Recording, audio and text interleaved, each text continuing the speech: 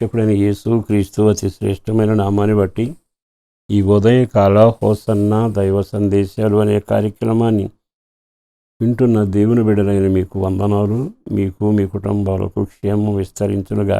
ఒక్క మాట చెబుతానండి, మన జీవితంలో కొన్ని పదాలు అవసరమైన అనవసరమైన వాడుతూనే ఉంటాం. చాలాసార్లు అది ఎందుకు వాడుతున్నామో ఆలోచించక పదాలు వాడి మనం ఏదో మాటకారిగాను సమర్థులుగాను నేర్పరిగా మాట్లాడిన వాడిగా కనపరచడానికి ఆరాటపడతాం. ఒక విషయం మీతో చెప్పాలని కోరుకుంటాను. నీ మాట దేవుని అంగీకరించి ఆలకించి దాన్ని గణపరుస్తాడు. అందుకని మన మాటలు అట్లా తూచి మాట్లాడాలి. మన మాటలు అట్లా జీవంగలి ఉండాలి. మన మాటలు ఎదురు వానికి మేలు కలిగేట్టుగా ఉండాలి. ఒకవేళ నా నోరే కదని మాట్లాడితే ఆయన అంటాడు కదా, నీ మాటల వలన నీ దేహానికి శిక్ష వస్తుంది, అన్నిటికంటే నీ ఎదుటిన్న ప్రజలకు నీ వలన నష్టం కలుగుతుంది అని.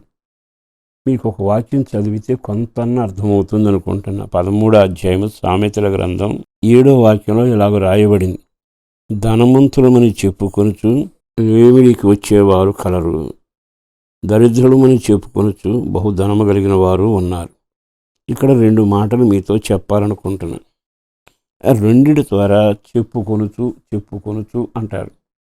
అంటే మన ఆత్మీయ జీవితంలో చెప్పుకోవడం అంటే మాట్లాడటం, కానీ మన మాట జీవంతో నింపబడి ఉండాలి. మీకు అర్థమయ్యే మాట చెబుతాను.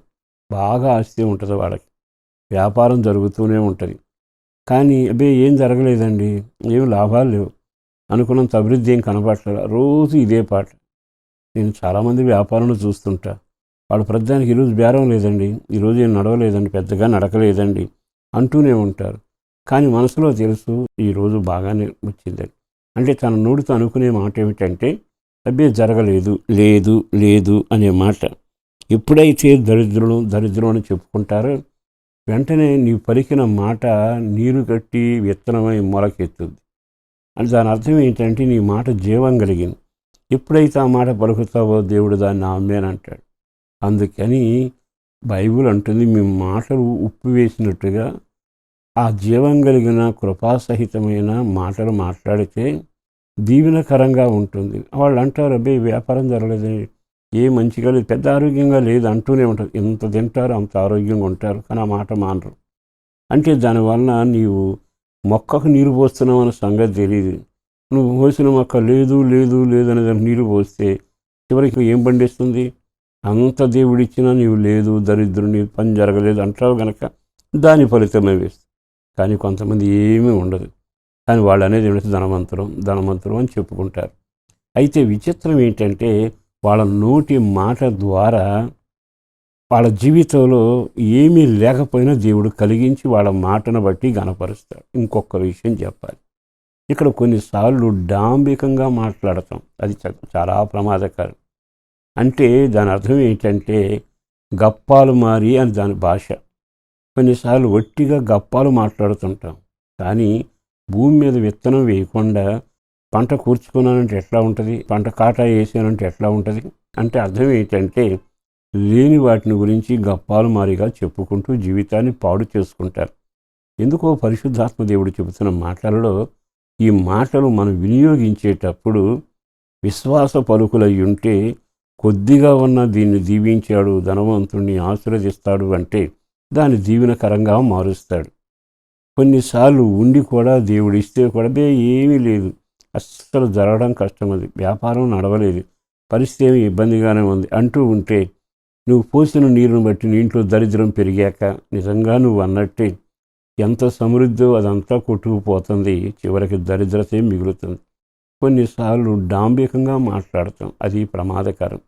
ఆ డాంబికంగా మాట్లాడాక ఒక రోజున చరిత్ర బయటపడుతుంది. అంటే వాళ్ళ కబుర్లు ఎలా ఉంటాయి అంటే, తెలుగులో సామెత ఉంది, తినడానికి లేకపోయినా మీసాలకు సెంటు రాశారట. అంటే ఎట్లా ఉంటుందో మీకు తెలుసు కదా.